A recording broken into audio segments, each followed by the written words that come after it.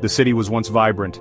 Now it was under the control of a cruel government. Soldiers patrolled the streets, fear silenced the people, hope seemed lost. The citizens lived in fear, they whispered in hushed tones. Speaking out against the government was dangerous. It meant risking everything. Life had become a struggle for survival. Basic necessities were scarce. Food was rationed, and long lines formed for meager supplies. The people yearned for freedom. They longed for their voices to be heard. Marco was a baker. He was known for his kindness and his delicious bread. But Marco carried a heavy burden. The government had unjustly imprisoned his father, a vocal critic of the regime. His father's imprisonment had torn their family apart. Despite his sorrow, Marco never gave up hope. He believed in the good in people. He dreamed of a better future for his city. One day, a group of children approached Marco. They asked him to write a message on a loaf of bread. A message of hope. A message of defiance. With trembling hands, Marco etched the words "Freedom Now" onto the bread. It was a small act, but it ignited a spark of resistance in his heart. The loaf of bread with its message spread from hand to hand. It became a symbol of defiance. People started whispering in the marketplace. They shared stories of injustice. They spoke of their longing for freedom. A secret meeting was called. People from all walks of life attended: shopkeepers, teachers, artists, and laborers. They were united by their desire for change. At the meeting, they shared their stories of hardship. They spoke of their fears and their hopes. And slowly, a plan began to form, a plan for peaceful resistance. The room was filled with intense focus. Participants exchanged determined glances and nodded in agreement.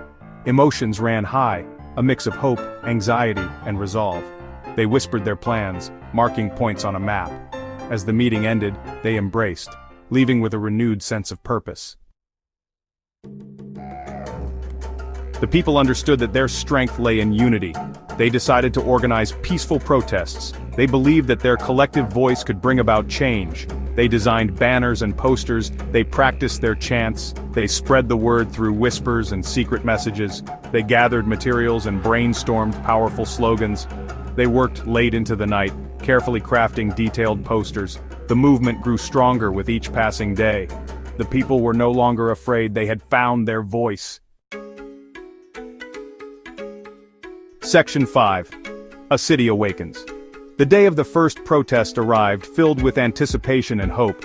People poured into the streets, their faces determined and resolute. They marched peacefully, their voices echoing through the city, a symphony of unity. They demanded justice and freedom, their cries piercing the morning air. The government responded with force. Soldiers were deployed, their presence a stark contrast to the peaceful protesters. They used tear gas and batons to disperse the crowd. The air filled with smoke and cries of pain. Many were injured, some were arrested, but the people were not deterred. They had tasted freedom and stood their ground. They refused to be silenced, their spirit unbroken. Section 6. The Tide Turns. The protests continued day after day. The government's brutality only strengthened the people's resolve. Images of the peaceful protesters being attacked by soldiers spread throughout the city and beyond. The world was watching. International pressure mounted on the government. Protests erupted worldwide in solidarity with the movement. International leaders condemned the government's actions and called for immediate reforms. Even some soldiers began to question their orders. They could see the courage and the unity of the people. The government's grip on power began to weaken. The people's spirit remained unbroken. The tide was turning. Section 7. Dawn of Freedom. The pivotal moment arrived when a group of soldiers stood before the peaceful protesters, their hands trembling and hearts heavy. The soldiers, overwhelmed by the courage and determination of the people, laid down their weapons and joined hands with the protesters. Tears streamed down their faces as they embraced the protesters. It was a turning point.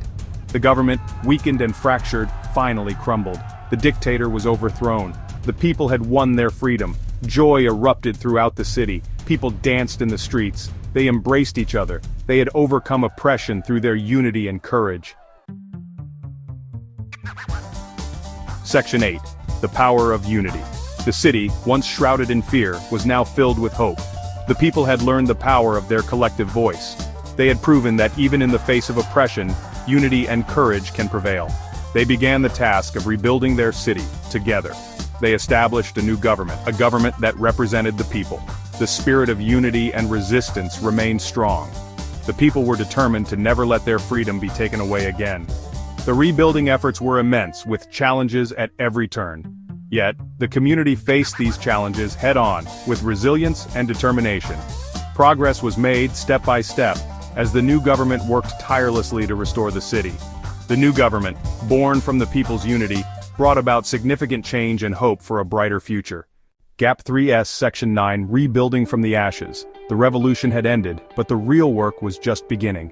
The city lay in ruins, its infrastructure shattered and its people weary. The new government faced monumental challenges as they sought to restore order and rebuild what had been lost. They started with the basics, clearing debris, restoring water and electricity, and rebuilding homes. It was a daunting task, but the spirit of unity that had fueled the revolution persisted. Volunteers from all walks of life came together, offering their skills and labor to rebuild their city. The new government also faced political challenges. They had to balance the immediate needs of the people with the long-term vision for a fair and just society. There were debates, disagreements, and setbacks, but through it all, the commitment to a better future never wavered. Community leaders emerged, guiding the rebuilding efforts and ensuring that the voices of the people were heard. Slowly but surely, the city began to heal.